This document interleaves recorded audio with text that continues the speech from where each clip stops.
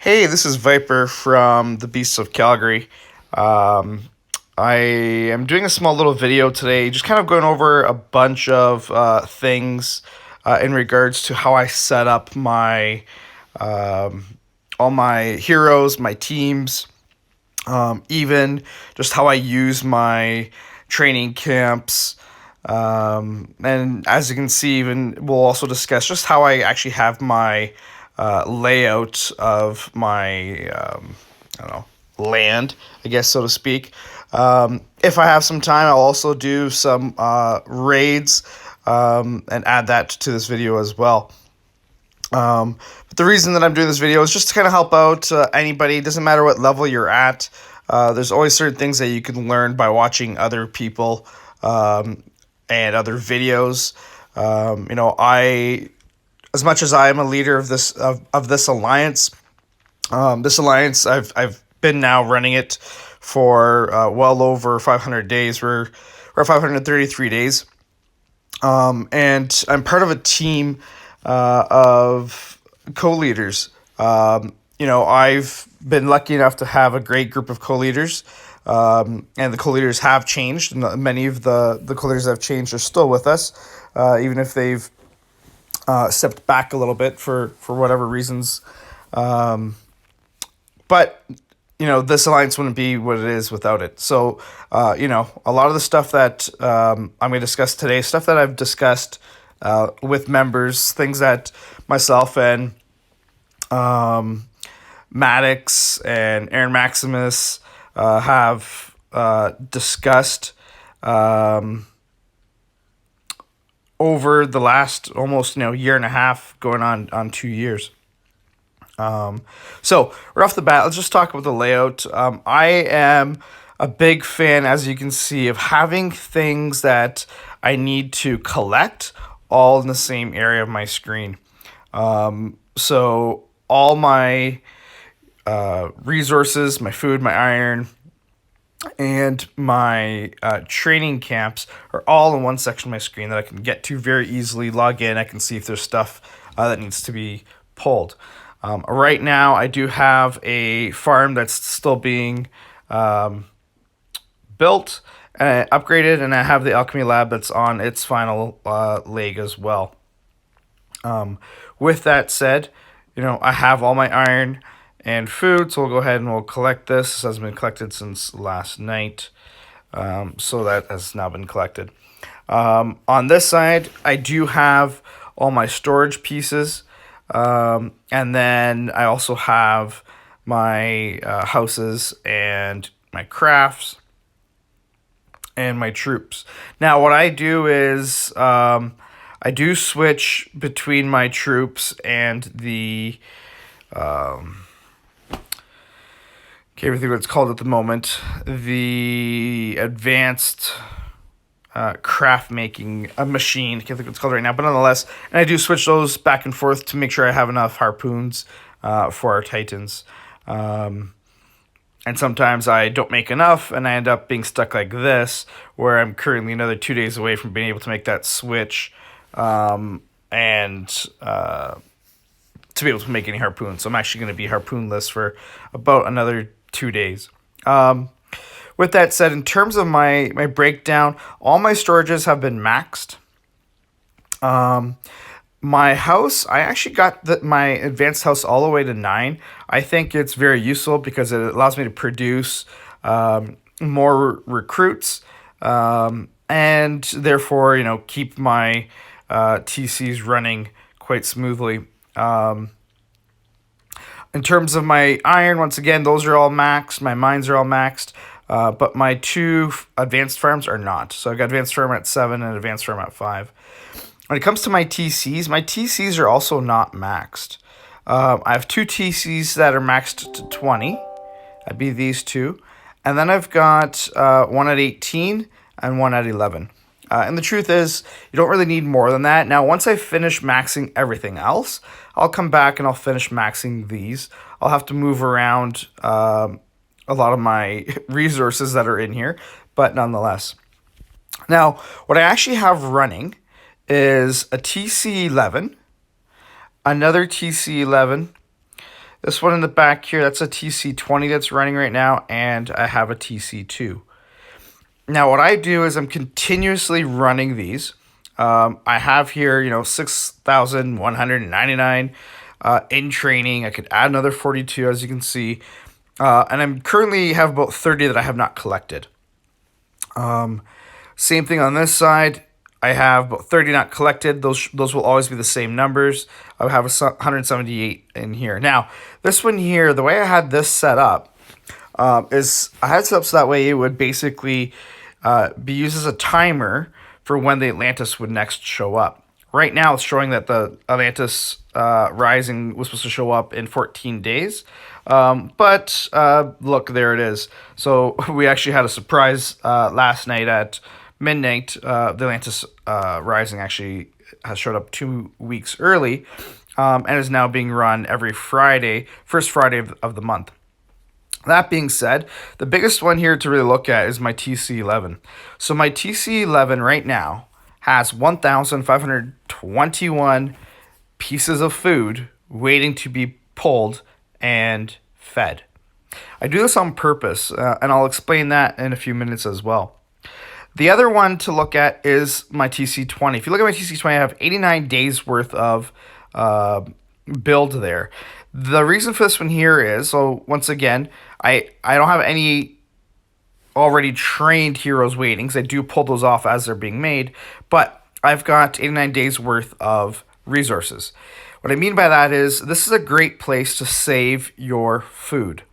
If you have extra food, like right now at the top, I'm not maxed out. If I have extra food and I'm not using it for troops, or I'm not using it for heroes, or I'm not using it for anything, I throw it in here.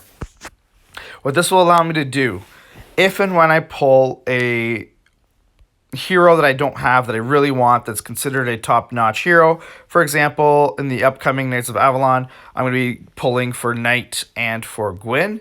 And if I happen to land one of them, by having all this food in here, and also by having all these recruits in my training camp too, I will be able to max them in about 2 hours using the power feeding method, or power leveling method. If you have any questions about power leveling, just Google or YouTube it. There are many other Empires and Puzzle players that have videos on it. There is I don't remember his name right now. There's a member from the Nittany Lion that does have a video. But essentially, you end up using the food from here, and you take your food from your TC2 20 to keep yourself full and be able to actually afford to level your hero quickly. So that's basically it in terms of my setup of my map. The next thing I want to talk about is actually my roster. So my roster is actually set up in a way that will allow me to level anybody quickly. So what I'm going to do real quick is I'm going to go ahead here, and I'm going to, actually I'm not going to do that yet. I'm actually just going to talk about my roster. So I'm going to go to my editing my teams.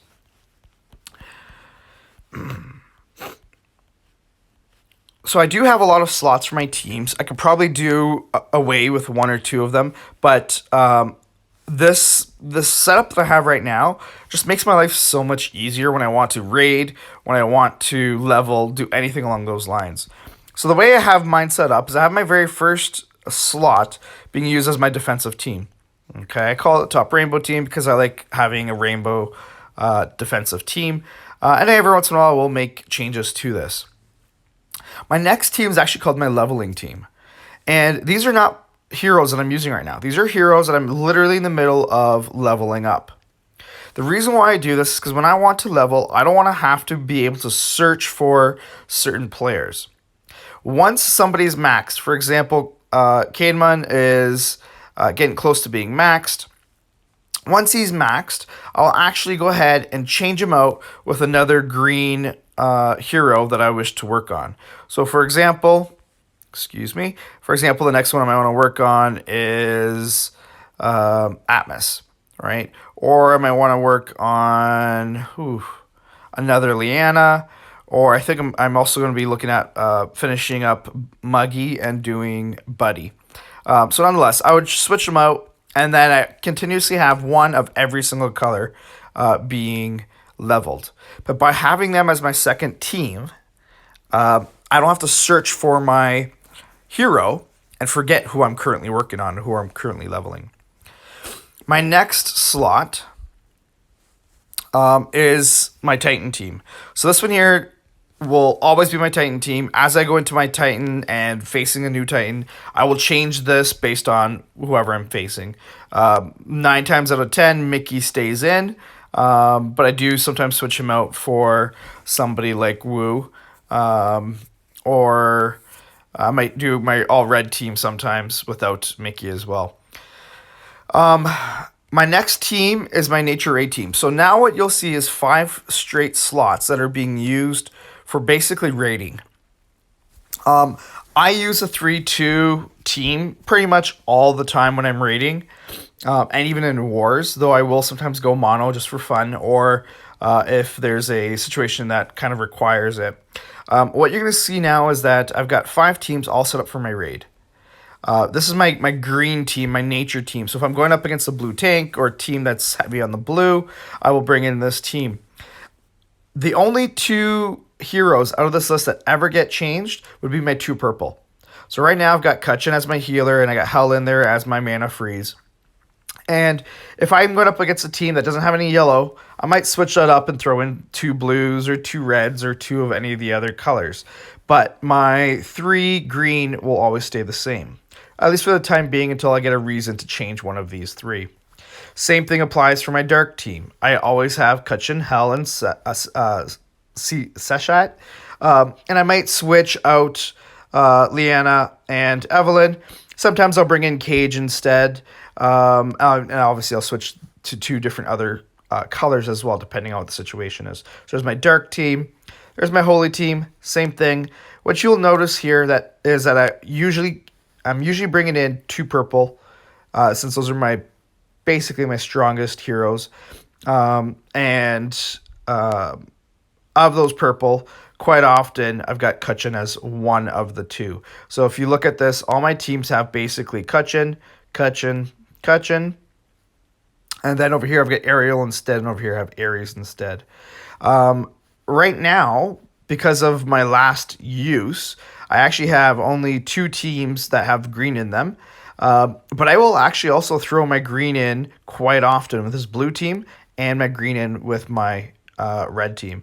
And if I do throw in my green, it's usually going to be Evelyn and Liana, though sometimes I will throw Kingston in there instead of Liana. Just depends on what I'm facing. So that's basically my setup there. Those teams are already preset for raids, and like I said, I will change the secondary color as needed. And then what I have is my mission team. Now, at one point in time, I would just use my defensive team for this, but I've kind of switched it up a little bit. This is basically my farming team. If you noticed, all 4 of my hitters are either AoE or they are the main target, and mine are 2 nearby. So they always hit at least 3. And the reason why I do that is because for farming, I want to just basically end it quick. I don't need a sniper that's going to be overpowered. I can use one of these guys and they'll wipe out everybody all at once, or wipe out 3 all at once. So that's the reason why I have this team. It's purely just so I can farm. It's quick. It's done. I have a healer in there just in case I decide to farm some Season 2 harder levels.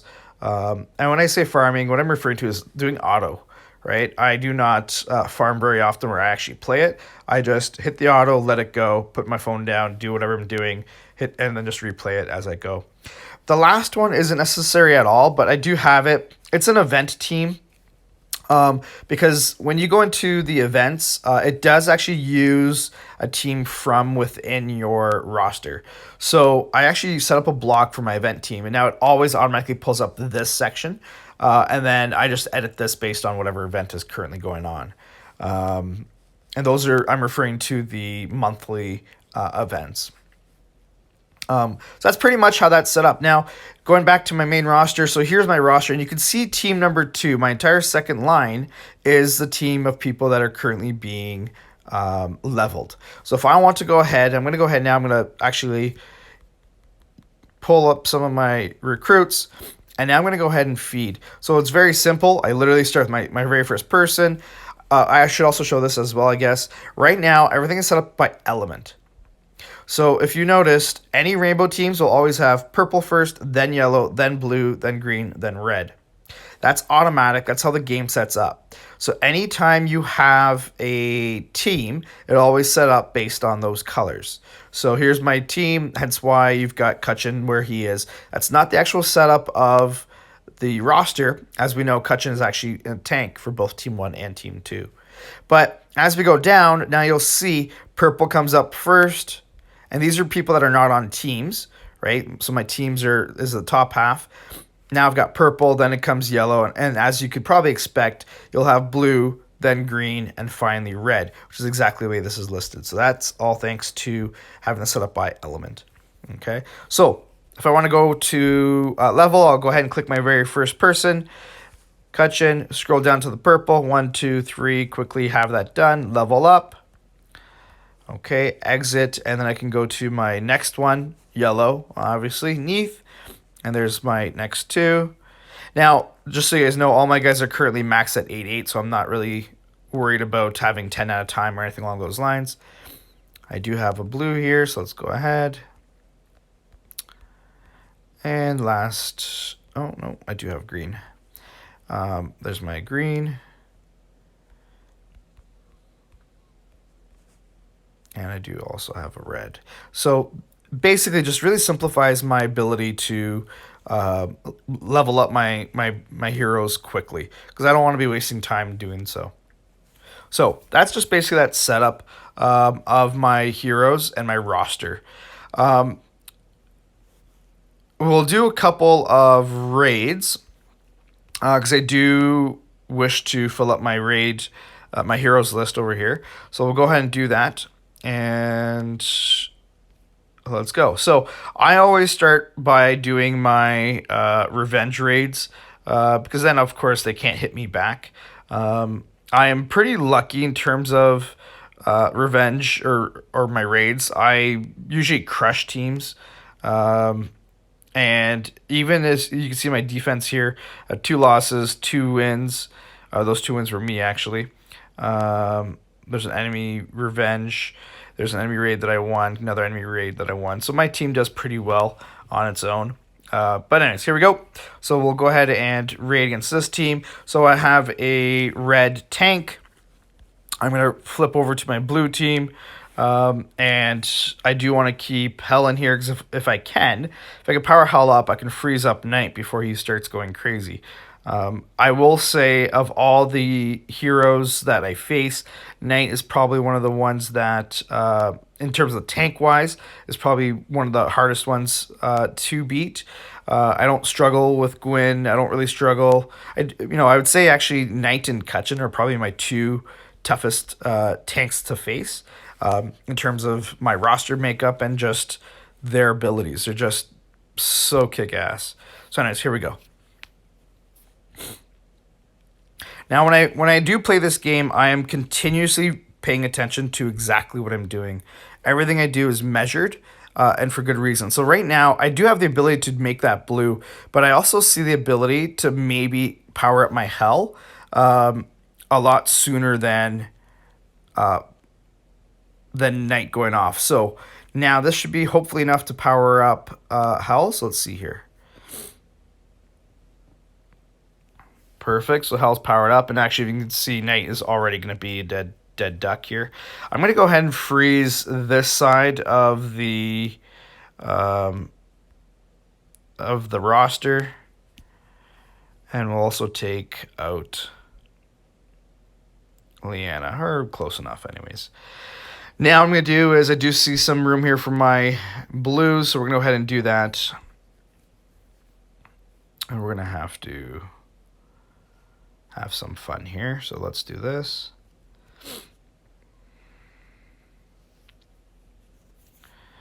And once again, we're going to make a gem and power up our blues.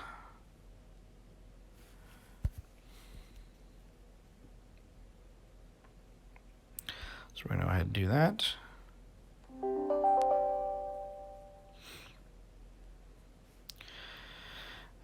And we shall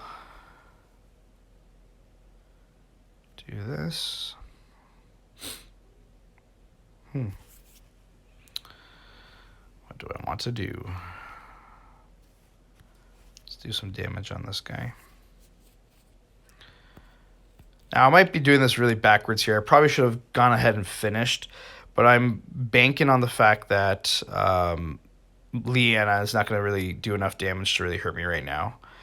So that actually worked out quite well. I ended up getting rid of the healer, which was really what I was trying to go for at that point in time. And we're going to go ahead now and try to finish off.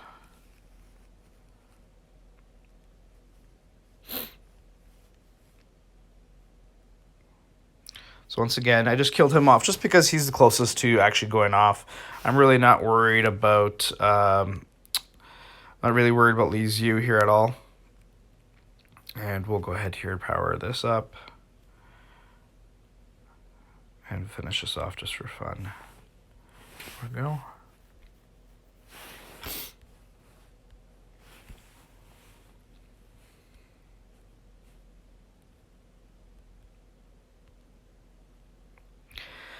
So here we go. Now we do have a Gwyn team here. Gwyn with Cutchin. So in this case here, I'm actually going to switch out my Evelyn. So this is a situation where I will actually make that change. Bring in Poseidon, and I'm also going to bring in White Rabbit. Oops, I should have probably moved that. Doesn't really matter here. Do that.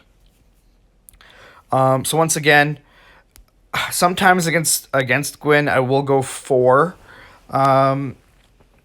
straight purples, but I'm going to go with this mixed team here. And we're going to go ahead and see if we can power up our purples. Ooh, look at that. That worked out quite well. This will be beneficial as well. Look at this. Sometimes it's also just a lot of luck. If anybody tells you this game is not about luck, then they are playing a different game.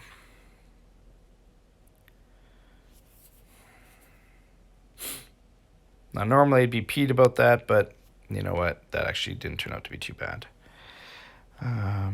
Evelyn. No, let's get rid of... Do some damage on Cutchin here.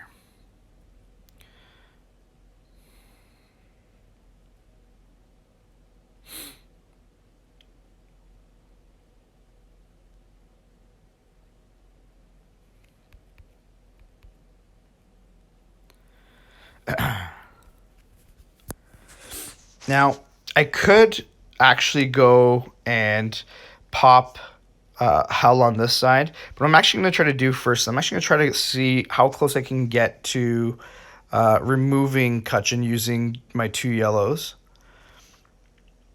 Now, I know I'm not going to have enough, but I also have some purples lined up right below. Might be able to come up and do enough damage to finish him. So 246, it'll be a close call. I'm actually going to take a chance on it. These two guys are already kind of maxed heal anyways, so I'm going to go ahead and do this instead. And we're going to go ahead and see if this will be enough to take out Cutchin. So not quite. How close were we? It doesn't matter now because he just powered himself up.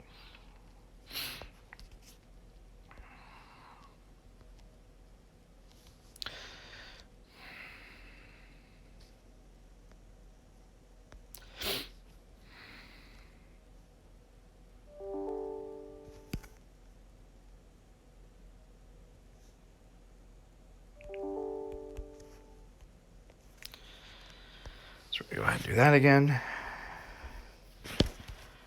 And now we're going to go ahead and try to see if we can finish off. We're actually going to try to finish off this side. Because I do have my yellow in a situation that will almost line itself up. So we're going to do this. Now, a lot of people are probably looking at this and saying, okay, you should switch your yellow and your red and your green. But what that's going to do is it's going to put this yellow way out of line. I won't be able to actually use it. So what I'm going to actually do instead is I'm actually going to switch this down. And now I'm going to bring up my green, which will allow me to set up that yellow. So that's one of those plays where it's like, okay, well, you're really playing this game strategically. You're doing it in a way to actually win this game, as opposed to doing it just because something looks to be the best way to do it. It's not always the case. Once again, I'm going to do this here with the idea of bringing up my yellow. And actually, we're going to make a gem out of this. And we'll finish this game off right here. Ooh, evaded.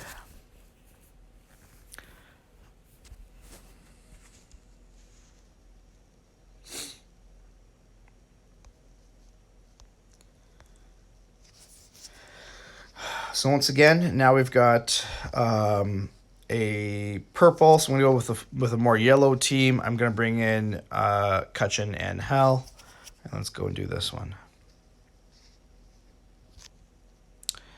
So in this case here, I'm actually going to go ahead and make 2 moves. This will set up both my purple and my yellow. So, and now we'll go ahead and do the purple. Now, there's a couple different ways we can go here. I can go ahead and move my blue here. I could also move my... did not mean to do that right now. That really messed things up. Oh, that was really stupid. That was really stupid. I was just trying to show. Okay. Time to change where I was going. That was nicely set up too. Oh, my yellows were right there.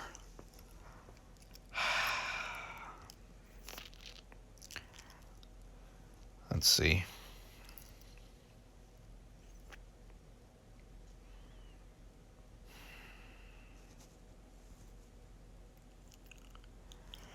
Let's do this. Let's see what comes up the side here. This actually doesn't work out too bad. Unfortunately, it does power him up. Good old boss. Now, I could have brought in, and probably should have brought in, Evelyn. I wasn't even thinking about that. Nonetheless, it is what it is. I'm going to go ahead and attack and essentially kill myself here. Go on a suicide mission. Was not thinking at all. I'm going to go ahead and kill off Yunnan here.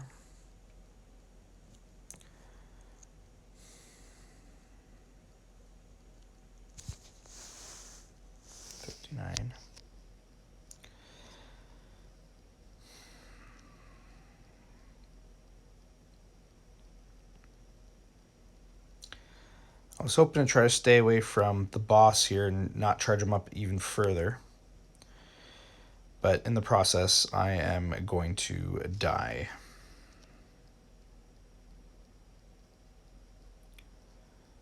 All because I made one stupid mistake.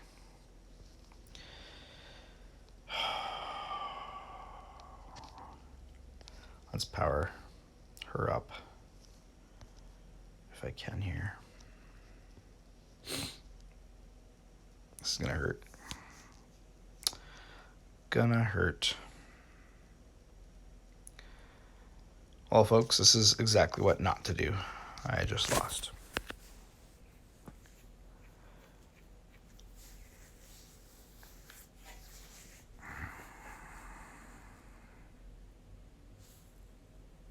That was painful. One error, guys. That's all it takes is one error. Now, my error was more of a touching error because I was trying to show you guys exactly why I was doing what I was going to do. But, you know, nonetheless. Once again, I should have brought in Evelyn. I didn't do that. I wasn't thinking. I'm on tilt, people. On tilt. Okay. We're going to end up powering him up, unfortunately. Let's see here what we can do.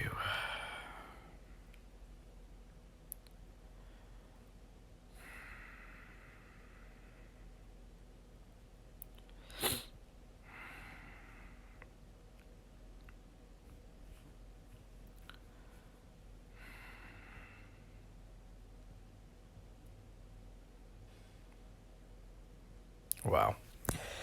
That was pure luck. Pure luck. I'm going to go ahead and freeze this side. I'm going to go ahead and finish off this side.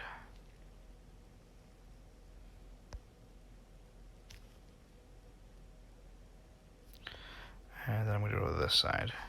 The reason why I'm switching sides is because I do have a purple set up on the bottom here, which should be enough to do the final damage. I'll go ahead and power up.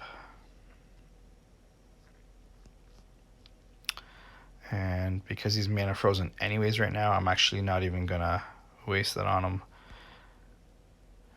And now we've got enough here to finish him, so we'll do that. Now that's what it should look like. Should only take 30 seconds. There was definitely some luck there with that board, though. Frustrating. Alright. Let's go ahead here. So now we're switching this up, going to a blue team once again. Now, we do have 2 yellow here. I could theoretically switch to a yellow team. Sorry, 2 purple. I could switch to a yellow team here, but I'm actually going to keep my team because I actually like using Hell to freeze them over. So let's go ahead here and get the action going. Let's do this. And we'll do this. We'll do this.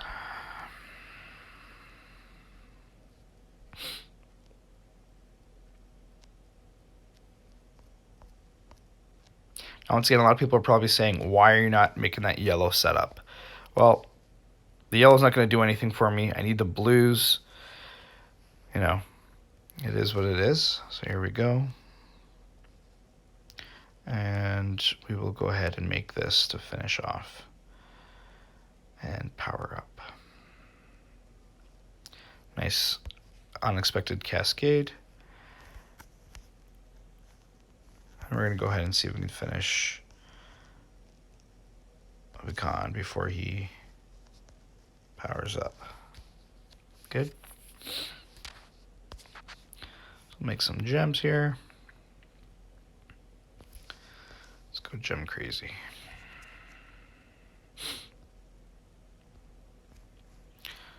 That worked out quite nicely.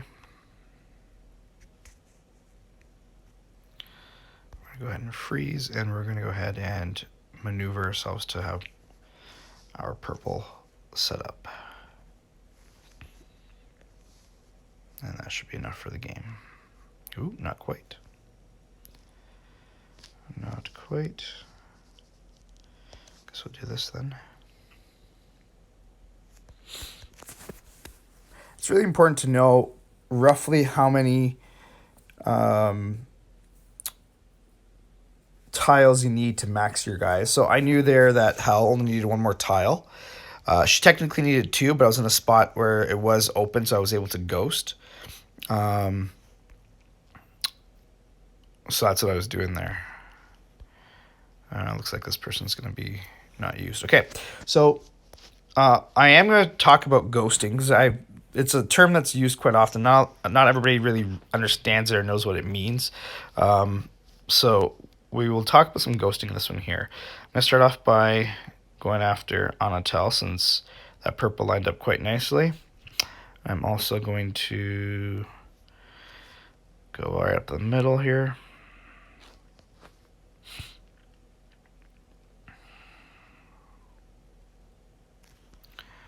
Now that couldn't have worked out much better. I'm going to go ahead and freeze. Now I know it wasn't going to get Kutchin with that because he does have the shield, but I did want to freeze the 2 on each side of him, so that worked out quite well. And now I'm going to go ahead and try to do some damage on Kutchin.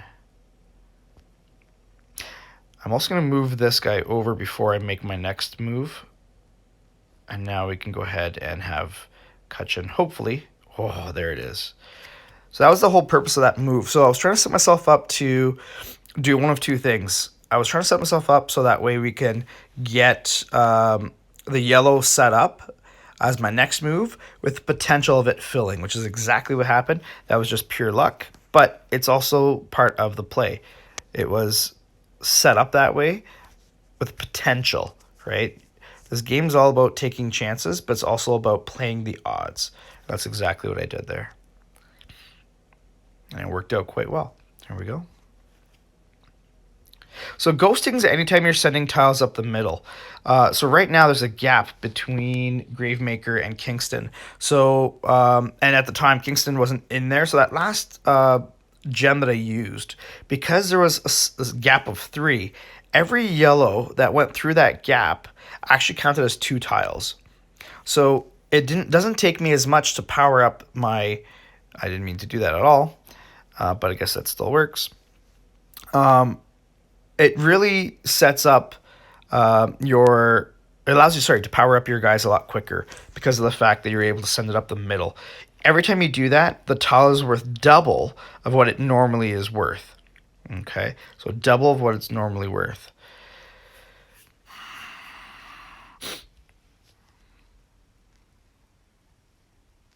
So for example, right now, I'm going to send this yellow right here up the middle. That's going to count as 6 tiles. Okay, 6 tiles. Now looking at this, I only need one tile for hell. So by getting rid of this purple, it'll power up my hell. Because it counts as 2 tiles, it'll also be enough to power up my Cudgel. Okay. At the same time, it'll also get this yellow as well. So let's go ahead and do that. Oh, I didn't. Whoa. I definitely didn't mean to do that. Oh well. Still enough to finish this game.